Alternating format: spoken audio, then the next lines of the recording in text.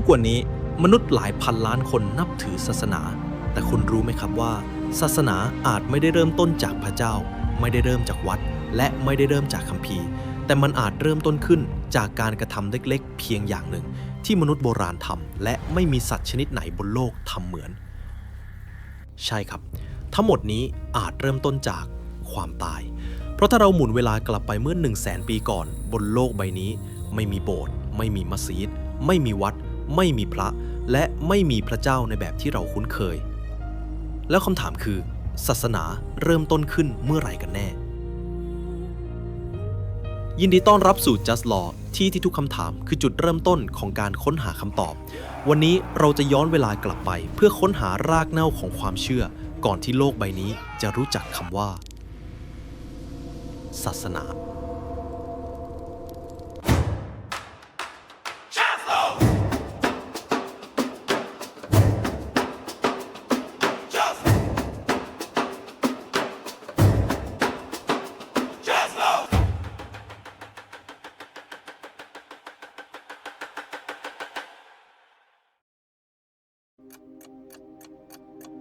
ย้อนกลับไปบนโลกเมื่อ 100,000 ปีก่อนไม่มีเมืองไม่มีวัดไม่มีพระไม่มีโบสถ์ไม่มีมัสยิดและไร้ซึ่งคัมภีร์มีเพียงกลุ่มคนเล็กๆที่ใช้ชีวิตเร่ร่อนล่าสัตว์และทำทุกทางเพื่อให้มีชีวิตรอดไปวันๆถ้ามองจากสายตาของคนนอกพวกเขาก็แทบไม่ต่างจากสัตว์ป่าชนิดอื่นแต่แล้ววันหนึ่งกลับมีบางสิ่งที่เปลี่ยนประวัติศาสตร์ของสายพันธุ์เราไปตลอดกาล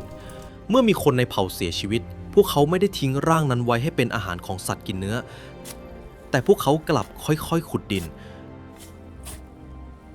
นำร่างนั้นวางลงอย่างเบามือจัดท่าทางราวกับแค่กำลังหลับไหลโรยผงแร่สีแดงสดลงบนร่างพร้อมวางขวานหินเครื่องมือและเปลือกหอยไว้ข้างกายก่อนที่ทุกคนจะยืนนิ่งกลบดินลงอย่างช้าๆคำถามที่สำคัญคือทำไมเพราะตามกลไกธรรมชาติเมื่อสมาชิกในฝูงตายสัตว์ส่วนใหญ่จะเพียงแค่เดินจากไปแต่โฮโมเซเปียนส์และเผ่าพันธุ์ร่วมยุคกลับเริ่มทำสิ่งที่ต่างออกไปโดยสิ้นเชิงที่ถ้ำกัฟเซ่และถ้ำสคูในประเทศอิสราเอลปัจจุบันนักโบราณคดีค้นพบหลุมศพอายุร่วม 100,000 ปีที่ถูกฝังพร้อมเขากวางแดงและของใช้หรือที่ถ้ำชานิดาในอิรักเราพบร่างของนีแอนเดอร์ทัลส์ที่ถูกฝังอย่างเป็นระเบียบและมีร่องรอยของสปอร์ดอกไม้โบราณสิ่งเหล่านี้ทำให้นักวิชาการต้องตั้งคำถามใหญ่พวกเขากำลังทำพิธีศพเพราะความผูกพันหรือพวกเขากำลังเชื่อว่าความตายไม่ใช่จุดจบของทุกสิ่งนักประวัติศาสตร์ยังไม่เรียกสิ่งนี้ว่าศาสนาครับแต่พวกเขาเรียกมันว่า Proto Religion หรือยุคแห่งความเชื่อแรกเริ่มเพราะในยุคนั้นยังไม่มีคำว่าพระเจ้ายังไม่มีวิหารไร้นักบวชและไม่มีข้อบังคับทางจริยธรรมมีเพียงพิธีกรรมและสัญลักษณ์ที่มนุษย์ใช้สื่อสารกับความหวาดกลัวต่อสิ่งที่มองไม่เห็นแต่นั่นก็นำไปสู่คำถามที่ใหญ่กว่าเดิมอยู่ดีถ้าในวันนั้นมนุษย์ยังไม่มีศาสนาแล้วอะไรที่ทำให้พวกเขาเริ่มเชื่อว่าต้นไม้ใหญ่ภูเขาสูงสายน้ำหรือสัตว์ร้ายที่อยู่ตรงหน้าล้วนมีวิญญาณซ่อนอยู่ข้างใน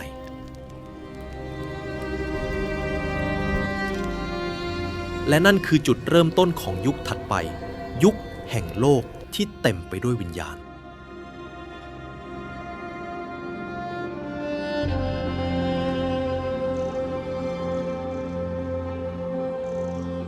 ถ้าในตอนนั้นมนุษย์ยังไม่มีศาสนาไม่มีแนวคิดเรื่องพระเจ้าและไร้ซึ่งคัมภีร์แล้วความเชื่อมันเกิดขึ้นมาในหัวของมนุษย์ได้อย่างไรสำหรับพวกเราในวันนี้เรารู้ดีว่าฟ้าร้องเกิดจากประจุไฟฟ้า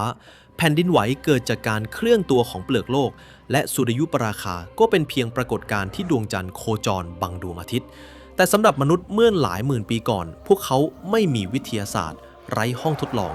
สิ่งที่พวกเขามีเพียงอย่างเดียวคือคำถามใครกัน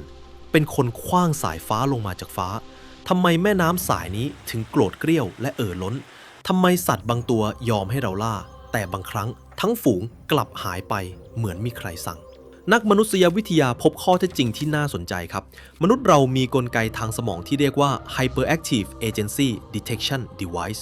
นั่นคือสมองของเราถูกออกแบบมาให้มองหารูปแบบและผู้กระทำอยู่เสมอเมื่อได้ยินเสียงพุ่มไม้สั่นไหวการคิดว่ามีสัตว์ร้ายซ่อนอยู่แม้ความจริงจะเป็นแค่ลมพัดช่วยให้บรรพบุรุษของเราตื่นตัวและรอดชีวิตมากกว่าการคิดว่าคงไม่มีอะไรหรอกแล้วโดนล่าเป็นอาหารสมองที่ระแวงและชอบมองหาผู้กระทำนี้ช่วยให้เราอยู่รอดแต่ในอีกด้านหนึ่งมันกลับสร้างสัญชาตญาณใหม่ขึ้นมานั่นคือการเชื่อว่าทุกสิ่งรอบตัวที่เคลื่อนไหวได้ล้วนมีเจตนาอยู่เบื้องหลังเมื่อเวลาผ่านไปสัญชาตญาณการเอาชีวิตรอดนี้ได้กลั่นกล่องกลายเป็นความเชื่อที่ว่าโลกใบนี้ไม่ได้เป็นเพียงแค่ก้อนหินน้ำหรือต้นไม้แต่ทุกสรรพสิ่งมีจิตวิญญาณมีความรู้สึกและสมควรได้รับความเคารพในปีค.ศ. 1871 เอ็ดเวิร์ด เบอร์เน็ต ไทเลอร์นักมนุษยวิทยาชาวอังกฤษได้เสนอว่า Animism หรือวิญญาณนิยมคือรากฐานความเชื่อที่เก่าแก่ที่สุดของมนุษยชาติและเมื่อเราออกสำรวจไปทั่วโลกเรากลับพบสิ่งที่น่าทึ่งยิ่งกว่านั้นพิธีกรรมของชนเผ่าอบอริจินในออสเตรเลียหมอผีชนเผ่ากลางป่าอเมซอนร่างทรงในความหนาวเย็นของชนพื้นเมืองไซบีเรียประตูโทริอิกลางป่าของญี่ปุ่นศาลตายายในเอเชียตะวันออกเฉียงใต้ผู้คนเหล่านี้อยู่ห่างกันคนละซีกโลกไม่เคยพบหน้าไม่เคยแลกเปลี่ยนภาษาแต่พวกเขากลับมีความคิดตรงกันอย่างประหลาดต้นไม้ภูเขาสายน้ำล้วนมีวิญญาณนี่อาจเป็นภาษาสากลของมนุษย์ยุคแรกก่อนที่โลกใบนี้จะรู้จักคำว่าศาสนาทว่าเมื่อมนุษย์เริ่มละทิ้งการเร่ร่อนและก้าวเข้าสู่การตั้งถิ่นฐานสร้างหมู่บ้านแห่งแรกของโลกความเชื่อในวิญญาณของป่าใหญ่ก็เริ่มไม่เพียงพออีกต่อไปเพราะการปกครองคนจำนวนมากต้องการโครงสร้างที่ใหญ่กว่าและเด็ดขาดกว่านั่นคือจุดเริ่มต้นของวิหารนักบวชและศาสนาที่เป็นระบบและเรื่องราวนั้นเริ่มต้นขึ้นเมื่อประมาณ 12,000 ปีก่อน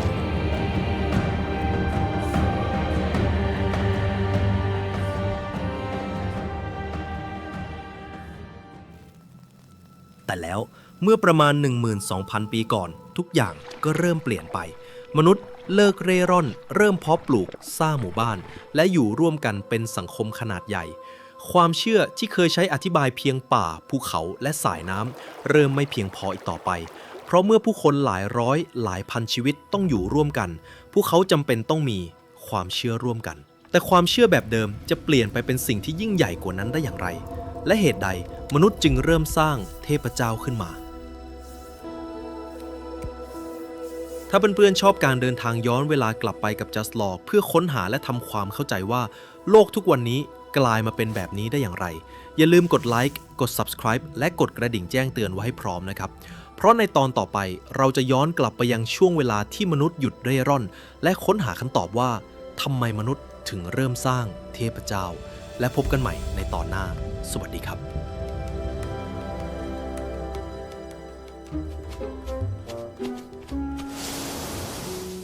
Huh?